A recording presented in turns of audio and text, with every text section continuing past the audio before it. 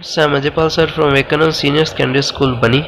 Now we start the next concept of class 6th, subject science, chapter first. तो आज हम next first chapter first की revision शुरू कर रहे हैं। भोजन के रूप में पौधे के बाग और जंतु उत्पाद। ओके, तो भोजन के रूप में आप पौधे के कौन कौन से बाग का उपयोग करते हो, कौन कौन से बाग खाते हो।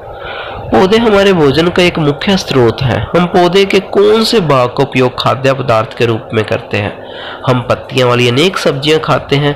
कुछ पौधे के फलों को भोजन के रूप में खाते हैं। कभी हम जड़, कभी तना, तो कभी पुष्प भी भोजन के रूप में खाते हैं।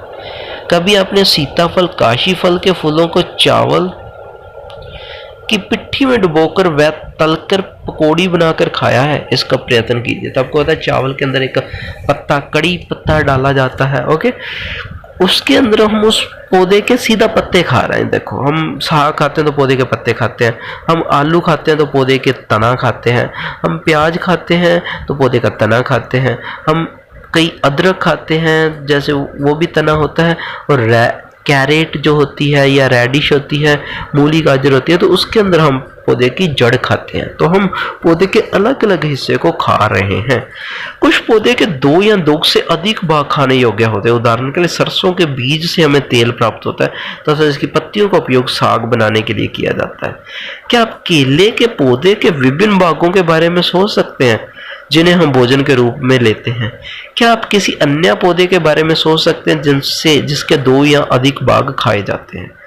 ओके, तो इस जो टेबल है उसके अंदर आपने यही मेंशन करना है कि बैंगन का भरता आपने बनाया, बैंगन डाला, उसके अंदर संगठक क्या डाला, उसके स्रोत क्या था, और फिर आपने उसमें कौन सा पौधे का भाग यूज किया। जो बैंगन है वो एक तरह का फल होता है, तो हमने फल उसके अंदर डाला। क्रियाकलाप 4, सारणी 1.3 में सूचीबद्ध सभी खाद्य पदार्थ में से उन संगठकों को छांटिए जिनका मुख्य स्रोत पौधे हैं। ये पौधे के किन भागों से प्राप्त होते हैं। इन खाद्य पदार्थों और पौधे के भागों को सारणी 1.4 के अनुसार सूचीबद्ध कीजिए। तो यहाँ पे आपने खुद लिखना है कौन सा खाद्य पदार्थ के अपने संगठक लिखने हैं और उसके स्रोत भी आगे जाके मेंशन करने हैं। ओके, नेक्स्ट क्रियाकलाप 5, अपने आसपास के अनजान पौधे को यह देखने के लिए परीक्षण न करें कि वे खाने योग्य हैं। कभी कभी पौधे विषैले भी हो सकते हैं। तो आपको पता है एक आक का पौधा होता है जो बहुत विषैला होता है, उसको कभी भी खाने का प्रयत्न नहीं करना चाहिए। मूंग तथा चने के कुछ सूखे बीज लीजिए। अब इनमें से कुछ बीजों को जल में भरे एक पात्र में डाल दीजिए तथा 1 दिन के बाद छोड़ दीजिए। अगले दिन जल को पूरी तरह निकाल कर बीजों को गिलास में रहने दें। उन्हें एक गीले कपड़े में लपेटकर एक और रख दीजिए। क्या आप इसमें बीजों के कुछ परिवर्तन देखेंगे? क्या एक छोटी सी श्वेत संरचना बीज से बाहर आती है? यदि हाँ तो बीज है अंकुरित हो गए हैं, यदि नहीं तो बीजों को पानी में धोएं, पानी निकाल दें, गीले कपड़े में ढककर अगले दिन के लिए उन्हें फिर छोड़ दें। क्या उस दिन भी आपको बीजों से बाहर निकलता हुआ एक छोटा सा अंकुर दिखाई देता है? अंकुरों को सावधानी से धोकर आप उन्हें खा सकते हैं। ये उबाले भी जा सकते हैं।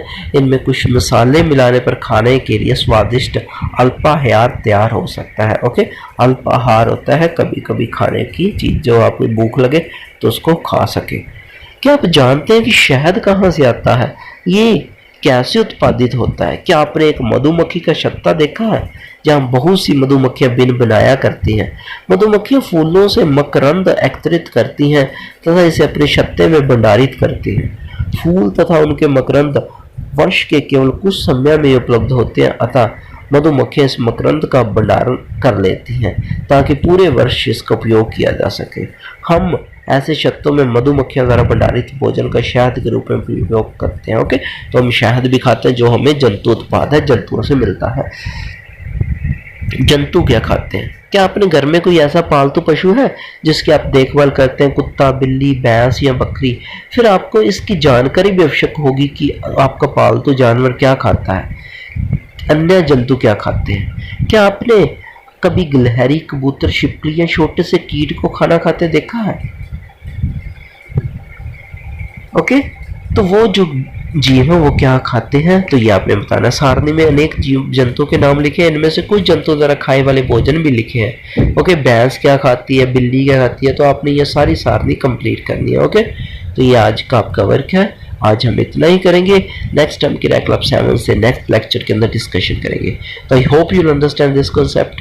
आपको ये कॉन्सेप्ट समझ आ गया होगा जो हमने डिस्कशन किया। आपने अच्छे से इसको कंप्लीट करना है, जितनी भी सारणियाँ दे रखी हैं आपने उनको कंप्लीट करना है। तो ये आपकी रिवीजन चल रही है, तो इस रिवीजन पे आप मुख्यतः पूरी तरह से ध्यान दें। ओके, इसको इग्नोर मत करें।